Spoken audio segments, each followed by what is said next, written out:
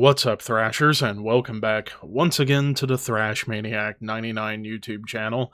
And I am back with yet another album review, and today I'm talking about shock of all shocks, a band I have not checked out until now, and that is the latest offering from Total Annihilation, Mountains of Madness.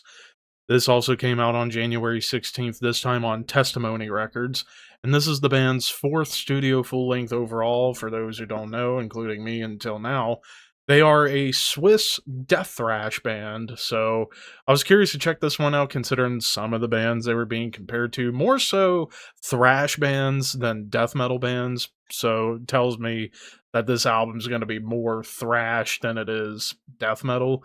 And, well, pretty much musically, that's what we got here. If I were to estimate like a percentage, it's about 70% thrash, 30% death metal, which I think is a perfect mix, and especially for a death thrash sound, at least in this context. But kicking things off with The Art of Torture starts off with this like big, almost Testament double time stomp before it just unleashes into like perfect death thrash goodness with awesome thrash beats. You get some death metal tremolos, but also some great thrashy machine gun riffs. Almost feels like a hybrid of Vader and Sodom to some degree because of just how unrelenting it gets. But even the breakdown on this track, which this is one of the only times on the album you get a breakdown, kind of feels like an old school Metallica breakdown, which Metallica riffs pop up intermittently on this album. Like, there are times where this almost sounds like if Metallica were a death metal band. Even a clean melody showing up here and there across the board on the album to kind of just, again, add like little extra flavor to this excuse me, to this recipe that is this album. But as we keep going on, it's like, man, this album just never lets go of the gas. Well, okay, it does let off the gas on a few tracks, particularly in the song Chokehold. This one's largely like a groovy downstroke barn burner. Like, it feels like if Metallica and Slayer co-wrote like a mid-tempo track together, and that's pretty much what you get on here. It's very chuggy, but it's still got some awesome heft to it. So that's really the only track on the album, I would say, where they kind of take their foot off the gas a little bit, whereas all the other tracks have a ton of thrash to it. Like the title track, actually they add some more clean melodies, even tribal beats and atonal melodies. Then it gets into more of a death metal double time stomp, kind of like Bulk Thrower, before it unleashes into blast beats with thrash riffs. Kind of like Testament, maybe even Warbringer, bands along those lines. But man, I gotta say, like, guitar work wise, there's a lot of cool harmonies going on here. Lead work wise, you get some pretty solid leads, even a lot of like those big Slayer squealy dive bombs just add chaos. But guitar wise, pretty solid stuff. Uh, as we keep going on, tracks like Choose the Day bring in a little bit more of an old school death metal vibe at the beginning. Like the opening of this track, honestly, get reminded of Death. Like, there's like a Death like harmony. It feels like something that could have been on Spiritual Healing to kind of build up the song before it goes into like a big groovy chugathon, and then it just unleashes into pure thrash.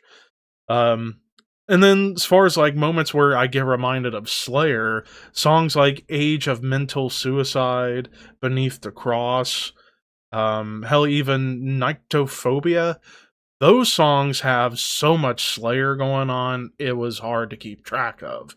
But man, it just shows that this album was just going at Mach 10 and just unrelenting, ferocious, all the adjectives for fast, speedy music. But other tracks like Invisible Conflagration, you start to get some moments where they'll take the foot off the gas and not go full on speed. Like, there's even some piano on this track, and it starts off kind of doomy. Like, it's slow, it's more uh subdued. There's more like doomy melodies that you would probably hear in bands like Asphyx and Hooded Menace. and it builds along with the drums before it just goes full on back into the thrash, back into blast beats. Now, there were two tracks on the album that were really, really short: Illusion and Lost Forever. Illusion's only 9 seconds, Lost Forever is like 36 seconds. Both are like blasty and filled to the brim with tremolo, while Lost Forever, being a little longer, has some groove to it, but they almost kind of felt like grindcore tracks almost because of just how short they were and how it was just going for like a couple of riffs or one riff in the case of Illusion. But then you get to the closer, Hate Remains. This song almost feels like if Vader and Metallica merged together. Like you get like big Metallica riffs at the very start before they switch over into death thrash territory, very much like Vader. And it's got a lot of great chugs, some memorable tremolo riffs, like the perfect encompass the perfect, how do I put it?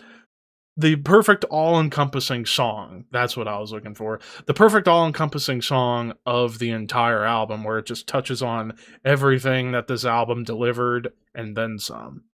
Production-wise, this was done by Ronnie Bjordstrom, who I've been talking about a lot lately. Like, he performed guitars and produced the latest Mesro album and produced the last Blood Red Throne album. So this is the third month in a row I'm bringing up Ronnie Bjornstrom as far as production goes. And it's a little different than the productions I've heard him do. Like, this one's definitely a little more raw, but it definitely fits with this band's style.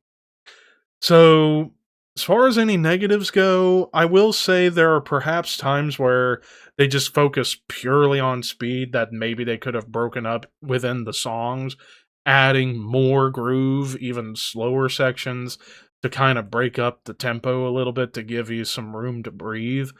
But aside from that, no complaints really otherwise. So I'm going to give this another 4 out of 5.